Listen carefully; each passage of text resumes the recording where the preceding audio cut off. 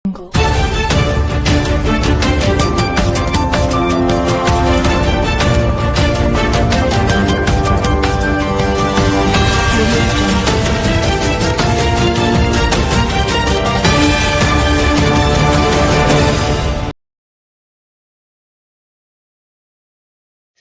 Hello ನಮಸ್ಕಾರ ವೀಕ್ಷಕರೇ, ಕರುನಾಡ ರತ್ನ ನ್ಯೂಸ್ಗೆ ಸ್ವಾಗತ ಸುಸ್ವಾಗತ.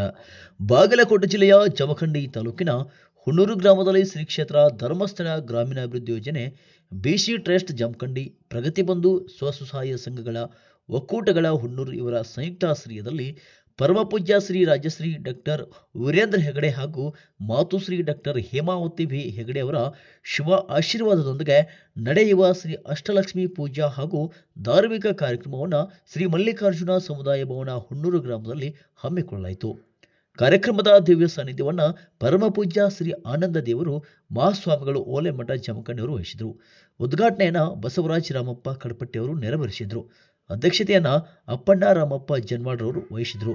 ಮುಖ್ಯ ಅತಿಥಿಗಳಾಗಿ ಚನ್ನಕೇಶವ ಜಿಲ್ಲಾ ನಿರ್ದೇಶಕರು ಬಾಗಲಕೋಟೆ ಅವರು ಆಗಮಿಸಿದರು.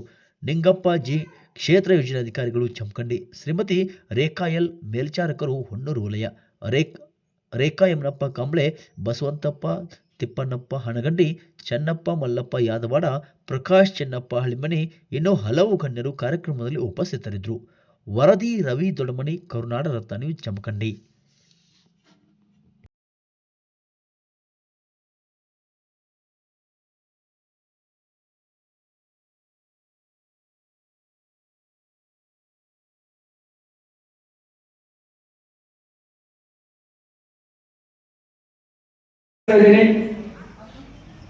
ಇಲ್ಲಿಗೆ ಈ ಸ್ವಾಗತ ಕಾರ್ಯಕ್ರಮವನ್ನು ಮುಗಿಸ್ತೇನೆ.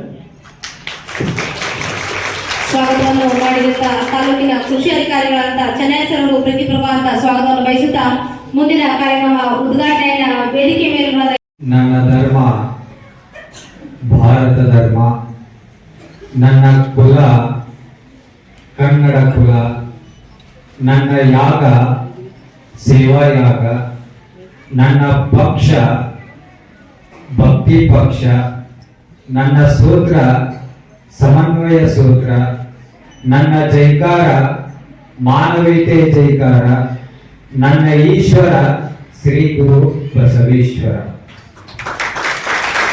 ಪ್ರಮಥರನ್ನ, ಹಾನಗಲ್ಲ ಗುರುಕುಮಾರ ಶಿವಯೋಗಿಗಳನ್ನ, ಶ್ರೀ ಕ್ಷೇತ್ರ ಧರ್ಮಸ್ಥಳ ಮಂಜುನಾಥ ಸ್ವಾಮಿಯನ್ನ ಹೃದಯ ಮಂದಿರದಲ್ಲಿ ಸ್ಮರಣೆ ಮಾಡಿಕೊಂಡು ಬಹಳ ವಿಶೇಷವಾಗಿ ರಾಜಶ್ರೀ ಡಾಕ್ಟರ್ ವೀರೇಂದ್ರ ಹೆಗಡೆ ಹಾಗೂ ಮಾತೃಶ್ರೀ ಡಾಕ್ಟರ್ ಹೇಮಾವತಿ ಹೆಗಡೆ ಅವರ ಶುಭ ಆಶೀರ್ವಾದದೊಂದಿಗೆ ನಡೆಯುತ್ತಿರುವಂತದ್ದು. ವಿದೇಶಕ್ಕೂ ನಮ್ಮ ಭಾರತ ದೇಶಕ್ಕೂ ಏನ್ ವ್ಯತ್ಯಾಸ ಅಂತಂದ್ರ, ವಿದೇಶದೊಳಗ ಹೆಣ್ಣು ಮಕ್ಕಳನ್ನ ಯಾವ ತರನಾಗಿ ನೋಡ್ತಾವ ಅಂತಂದ್ರ, ತನ್ನ ತಾಯಿಯನ್ನು ಬಿಟ್ಟ ಉಳಿದೆಲ್ಲ ಹೆಣ್ಣು ಮಕ್ಕಳನ್ನ ತನ್ನ ಹೆಂಡತಿಯನ್ನು ನೋಡುವಂತ ದೇಶ ಅದು ವಿದೇಶಿಗಳ. ಆದ್ರ ನಮ್ಮ ದೇಶದ ಸಂಸ್ಕೃತಿ ಅಂತಂದ್ರ ತನ್ನ ಹೆಂಡತಿಯನ್ನು ಬಿಟ್ಟು ಉಳಿದೆಲ್ಲ ತಾಯಂದಿರನ್ನ ಹೆಣ್ಣು ಮಕ್ಕಳನ್ನ ತಾಯಿಯನ್ನು ನೋಡುವಂತ ದೇಶ ಅದು ನಮ್ಮ ಭಾರತ ದೇಶ ಅಂತ ನಾವೆಲ್ಲ ಅರ್ಥ ಮಾಡ್ಕೋಬೇಕು. ಅದ್ರಾಗ ನಮ್ಮ ಕರ್ನಾಟಕದಾಗಂತೂ ಹೆಣ್ಣು ಮಕ್ಕಳಿಗಂತೂ ವಿಶೇಷ ಸ್ಥಾನಮಾನ. ಎಲ್ಲಾ ಕ್ಷೇತ್ರದೊಳಗೂ ಸಾಧನೆ ಮಾಡಕತ್ತಿರ್ರಿ, ಇದ ಕ್ಷೇತ್ರದೊಳಗಿಲ್ಲ ಅನ್ನಂಗಿಲ್ಲ. ಹೌದಿಲ್ರಿ? ಎಲ್ಲದ್ರಾಗೂ ಮಾಡೇ ಬಿಟ್ರಿ ನಾವು. ಒಂದ್ರಾಗ ಬಿಟ್ರ ಅಂತ ಯಾವ ಅಗ್ನಿಶಾಮಕ ದಳ, ಬೆಂಕಿ ಆರಿಸುವುದು, ಅದು ಒಂದು ಕ್ಷೇತ್ರದೊಳಗಿಲ್ಲ ಹೆಣ್ಮಕ್ಳು. ಯಾಕಂದ್ರೆ ಅವ್ರ ಕೆಲಸನ ಬೆಂಕಿ ಹರಿಸೋದು. ಇವ್ರೆ ನಮ್ಮ ಮುಂದೋದವ್ರು ಯಾರು ಆಗಿಲ್ಲ. ನೋಡ ಅಷ್ಟಲಕ್ಷ್ಮಿ ಪೂಜೆ ಮಾಡಿ ಎಲ್ಲರೂ ನೋಡ್ಲ ಗುಡ್ಡಾಪುರ ದಾನದೇವಿ ಕಣ್ಣನ್ ಕಾಣಕತ್ರು ಎಲ್ಲರೂ ಇಂಕಲ್ ಸೀರೆ ಹಾಕೊಂಡು ನೋಡ ಆಕಾಶದಲ್ಲಿರುವ ರೇಖೆಗಳ ಹೆಂಗ್ ಹೋಗಾಗ ಎಷ್ಟು ಚಂದ ಕಾಣ್ತಾವಲ್ಲ ಬೆಳಕಿಂದ ಹಂಗ ಕಾಣಕತ್ತೀರಿ. ಎಲ್ಲರೂ ತಲೆ ಮ್ಯಾಗ ಸೀರೆ ಹಾಕೊಂಡು ನೋಡಿ ಎಲ್ಲರ ತಲೆ ಮ್ಯಾಗ ಎಷ್ಟು ಚಂದ ಸೀರೆ ಕಾಣಕತ್ತಾವ. ನೋಡು ಫೋಟೋ ಹೊಡ್ಕೋಬೇಕು, ಅಲ್ಲಿ ನಂದೇ ನಡೀತೀವಿ ಎಷ್ಟು ಚಂದ ಕಾಣಕತ್ತಾವ.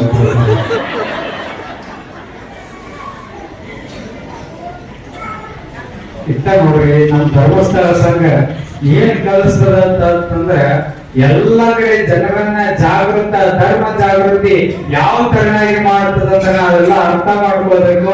ಅವರ 3 ತತ್ವಗಳನ್ನು ಇಟ್ಕೊಂಡು ಹೊಂಟರು ಧರ್ಮಸ್ಥಳ ಸಂಘದವರು. 3 ತತ್ವ ಏನಂತಂದ್ರ ನಮ್ಮ ಜೀವನದೊಳಗೆ ಪ್ರತಿಯೊಬ್ಬರ ಜೀವನದೊಳಗೂ 3 ಸಂಗತಿಗಳು ನಡೀತಾವ. ಯಾವ ಸಂಗತಿಗಳು ನಡೀತಾವ ಅಂತಂದ್ರೆ ಒಂದು ಹುಟ್ಟು,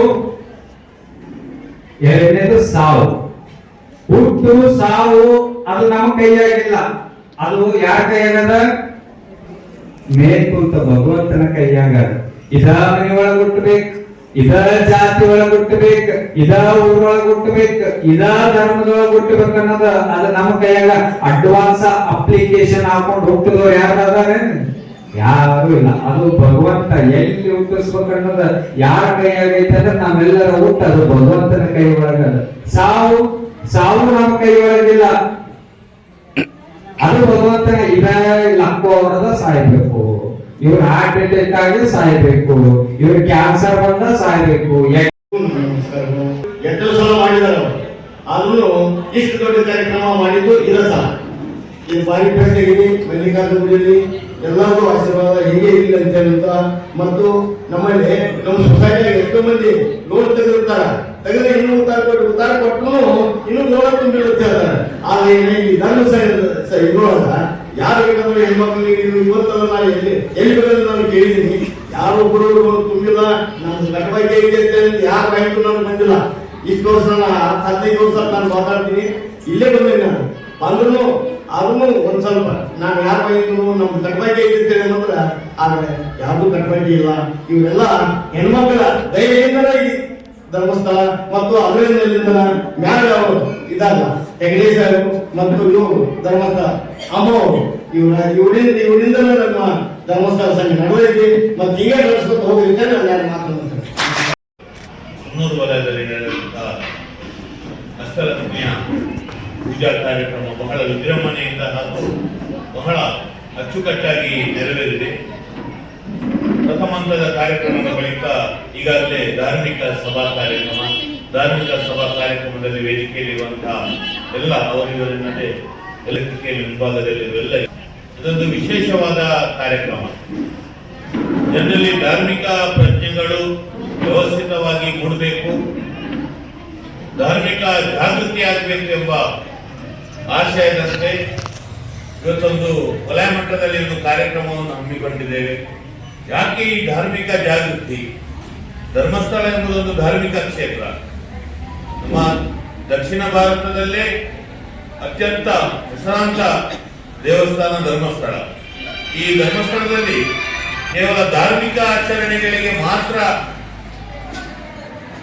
ಪೂರಕವಾದ ಕೆಲಸಗಳು ಮಾತ್ರ ಅಲ್ಲ, ಸಾಮಾಜಿಕ ಪರಿವರ್ತನೆ, ಸಮಾಜವನ್ನು ತಿದ್ದುವಂತಹ ಕೆಲಸ, ಬಡ ಜನರಿಗೆ ಬೇಕಾದ ಕೆಲಸಗಳನ್ನು ಪೂಜ್ಯ ಧರ್ಮಾಧಿಕಾರಿಗಳ ನೇತೃತ್ವದಲ್ಲಿ ಮಾರ್ಗದರ್ಶನದಲ್ಲಿ ಬಹಳಷ್ಟು ಯಶಸ್ವಿಯಾಗಿ ನಡೀತಾ ಇದೆ.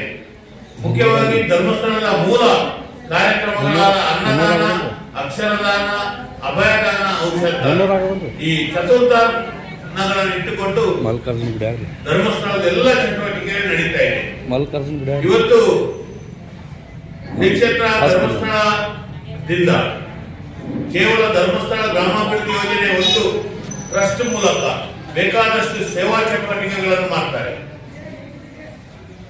ಸೇವೆ ಎಂಬುದು ಧರ್ಮಸ್ಥಳದ ಒಂದು ಆದ್ಯತೆ ನೆಲೆಯಲ್ಲಿ ಮುಖ್ಯವಾಗಿ ಅದನ್ನು ಗುರಿಯಾಗಿಟ್ಟುಕೊಂಡು ಕೆಲಸಗಳನ್ನು